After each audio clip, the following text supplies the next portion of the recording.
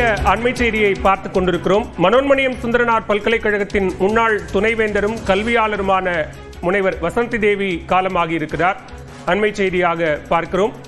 மனோன்மணியம் சுந்தரனார் பல்கலைக்கழகத்தின் முன்னாள் துணைவேந்தரும் கல்வியாளருமான வசந்தி தேவி தமிழ்நாடு மகளிர் ஆணையத்தின் தலைவராகவும் இருந்திருக்கிறார். அவர் தற்போது உயிரிழந்திருக்கிற செய்தி வெளியாகி இருக்கிறது. 2016 சட்டமன்ற தேர்தலில் ஆர்கே நகர் தொகுதியில் ஜெயலலிதாவை எதிர்த்து வசந்தி தேவி போட்டியிட்டார். மக்கள் நல கூட்டணியின் வேட்பாளராக ஆர்கே நகர் தொகுதியில் வசந்தி தேவி முன்னிறுத்தப்பட்டார்.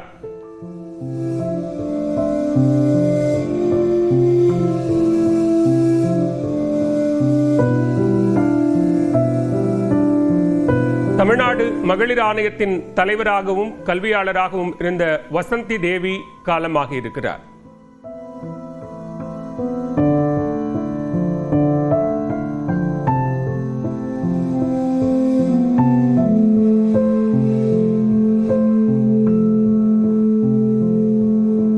மனோன்மணியம் சுந்தரனார் பல்கலைக்கழகத்தின் முன்னாள் துணைவேந்தரும் கல்வியாளருமான வசந்தி தேவி காலமானார். தமிழ்நாடு மகளிர் ஆணையத்தின் தலைவராகவும் இருந்தவர் வசந்தி தேவி.